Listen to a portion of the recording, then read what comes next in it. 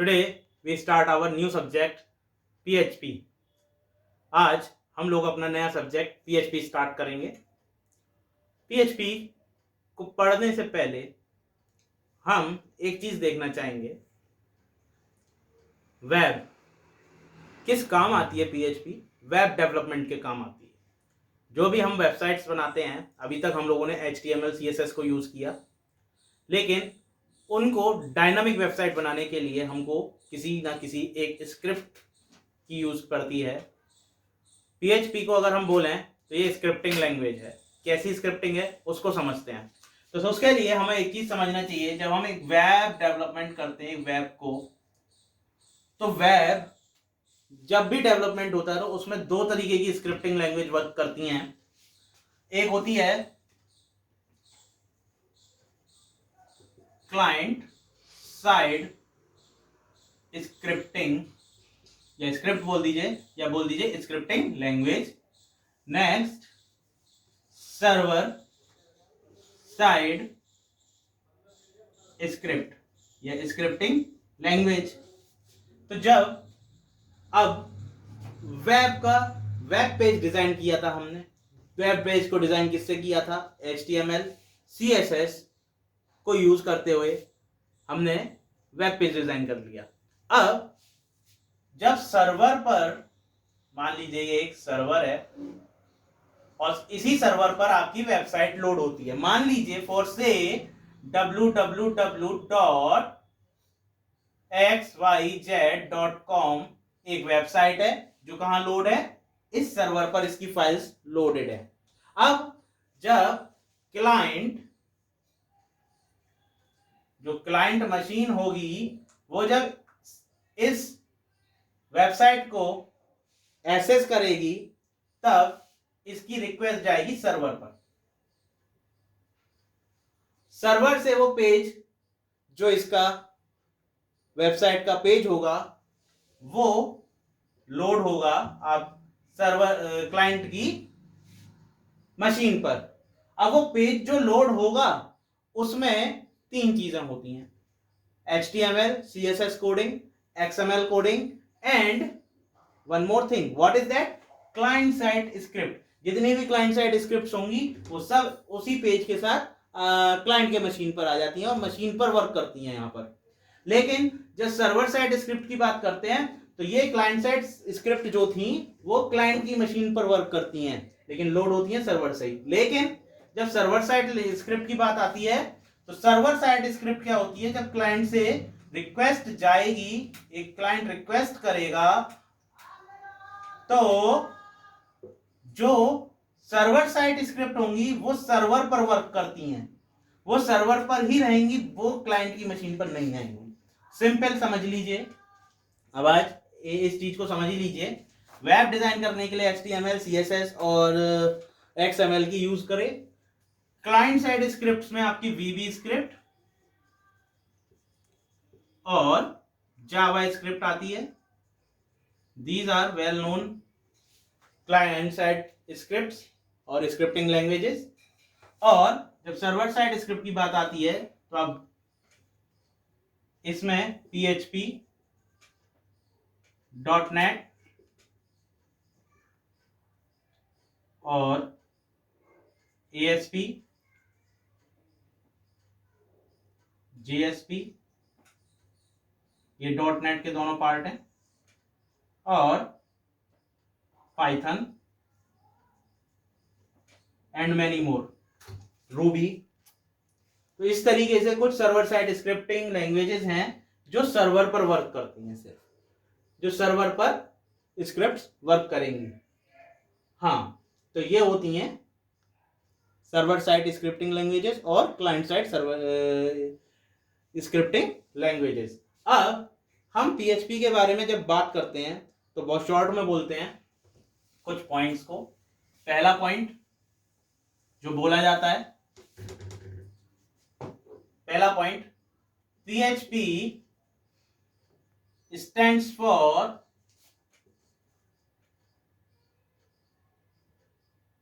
Hypertext pre processor.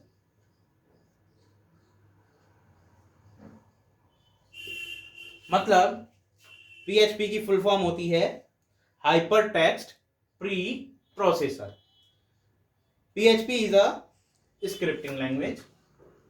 PHP is a scripting language, or we can say PHP is a server side scripting language. Third point जो इसके बारे में बोलते हैं, PHP executed on server. PHP कहां execute करती है? सर्वर के ऊपर।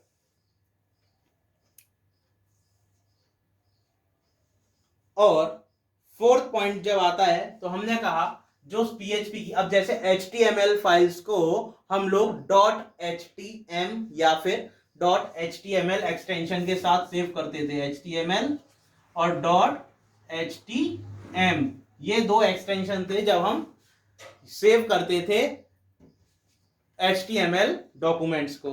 इसी तरह से जब हम एक PHP डॉक्यूमेंट को सेव करते हैं तो उसका एक्सटेंशन नेम होता है, the extension of PHP file is .php। .php के नाम से ये सेव होती हैं। और PHP syntaxes are very similar to C। ये C से बहुत ज्यादा सिमिलर है, इसीलिए वेरी इजी टू अंडरस्टैंड और वेरी इजी टू इम्प्लीमेंट। इसीलिए ज्यादातर जब सर्वर लैंग्वेजेस की बात करी जाती है, सर्वर साइड लैंग्वेजेस की, तो कहते हैं कि PHP एक सबसे इजी लैंग्वेज है जिसको बहुत जल्दी से सीखा जा सकता है। तब अब यहां पर क्वेश्चन आता है, ये PHP कहां स्टार्ट हुई, किसने स्टार्ट की?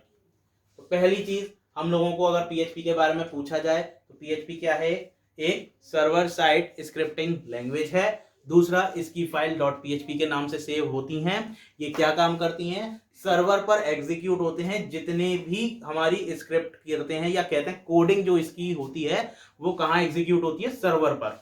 और मोस्ट इंपोर्टेंट कि इसके सारे सिंटैक्स सिमिलर होते हैं सी लैंग्वेज से। ज्यादातर सिंटैक्सेस आपके सिमिलर मिलेंगे जैसे कि हम सी में यूज करते हैं, इसीलिए इसको इजी टू लर्न लैंग्वेज भी कहा गया। हाँ, कुछ लोग कहते हैं ये फ्री टू यूज भी है। Free to use in sense कि इसको यूज करने के लिए ये इजीली अवेलेबल होती है, फ्री अवेलेबल होती है वो नेट पर।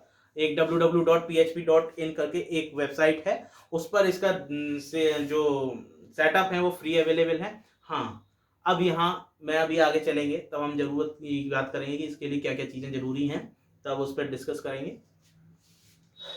और सबसे इसके बाद एक क्वेश्चन और, PHP stands for hyper text pre processor, मतलब जितना भी हमारा हाइपर टेक्स्ट है उसको प्री प्रोसेस करती है PHP। नेक्स्ट इसके बाद आता है इवैल्यूएशन ऑफ PHP। PHP का इवोल्यूशन कहां से हुआ? इवैल्यूएट मतलब कहां से शुरुआत हुई? इवैल्यूएशन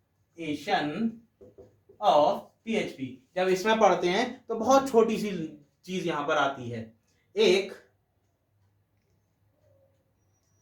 पर्सन थे जिनका नाम रैसमस लैरडॉर्फ था।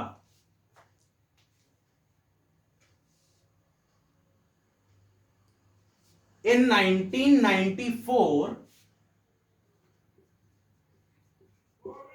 Mr. Rasmus Lerdorf introduces PHP। और उन्होंने जब इस PHP को इंट्रोड्यूस किया था तब उन्होंने सबसे पहले क्या बनाया था? उन्होंने बनाया क्या था?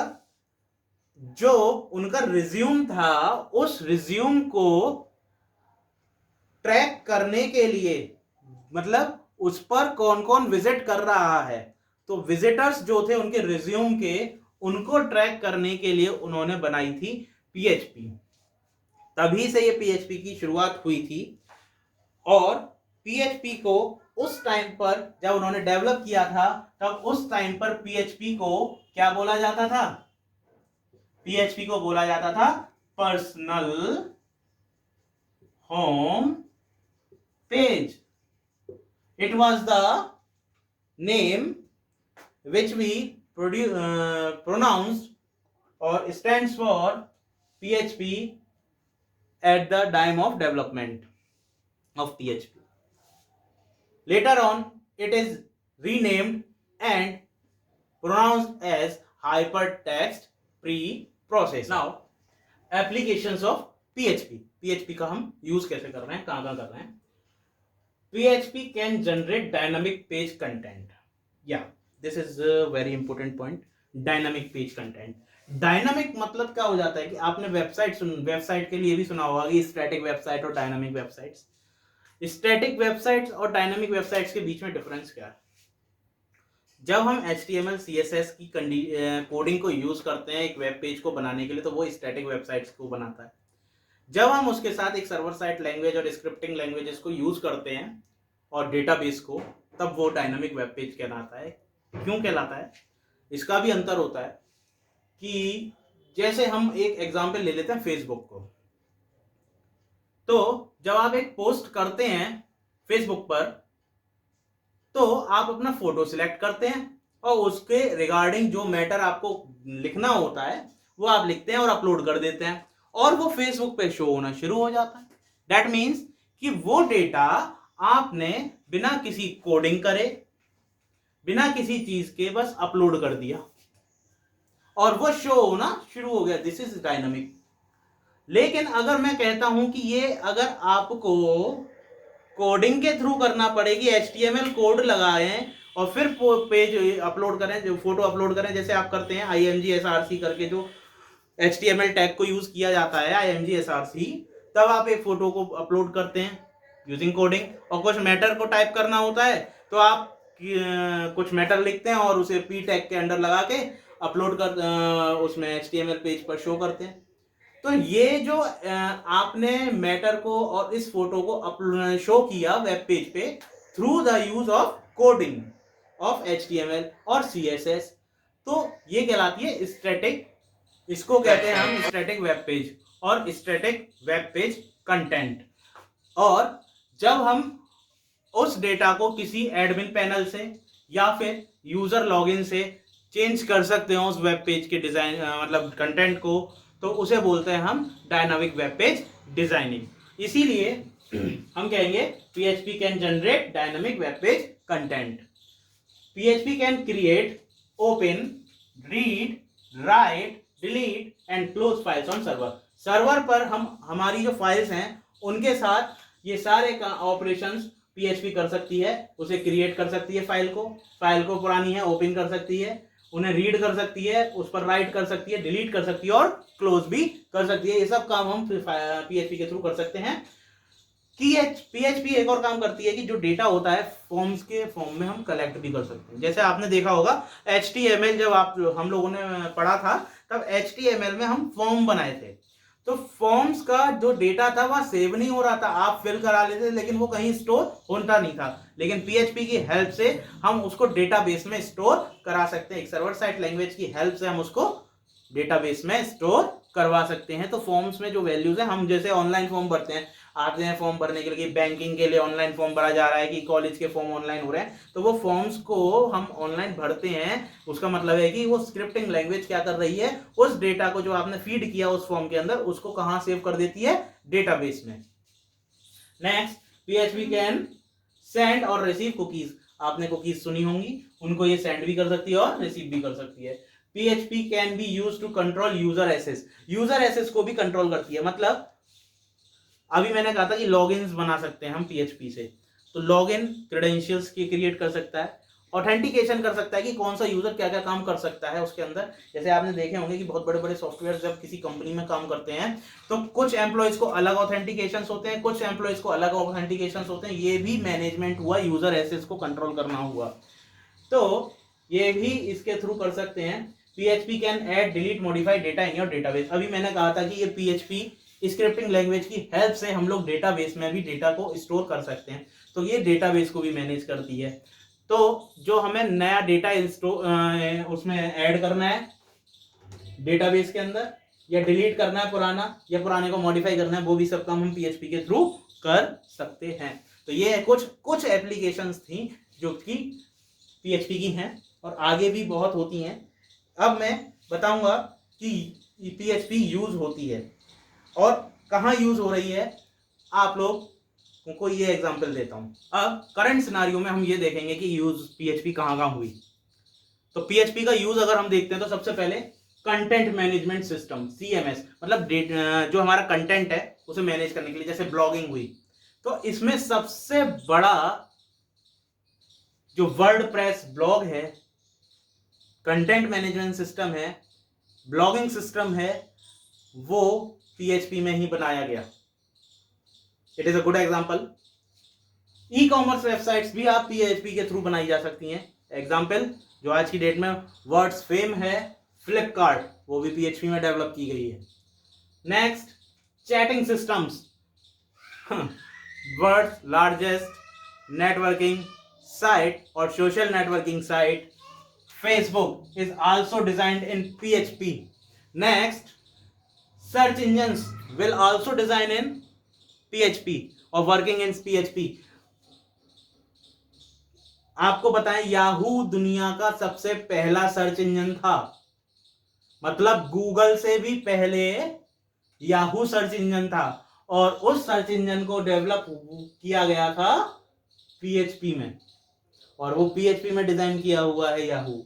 Next, world's largest encyclopedia, what, Wikipedia, is also designed in PHP, and number of projects which are designed in PHP and word that are very word fame. अब बात आती है कि यहाँ पर हम also we can design ERP systems for enterprises and CRMs for management. These softwares or projects will also designed using PHP. Next, हम एक पॉइंट पर बात करेंगे, वो है कैरेक्टरिस्टिक्स ऑफ पीएचपी। तो कैरेक्टरिस्टिक्स ऑफ पीएचपी की बात करें तो 5 कैरेक्टरिस्टिक्स होती हैं पीएचपी की, विशेषताएं। मेन बात है कि विशेषता क्या है पीएचपी की, तो 5 पॉइंटों में there are 5 simple characteristics of PHP. Number 1, simplicity. It is easy to use and second one, second characteristic of PHP is efficiency. It is efficient.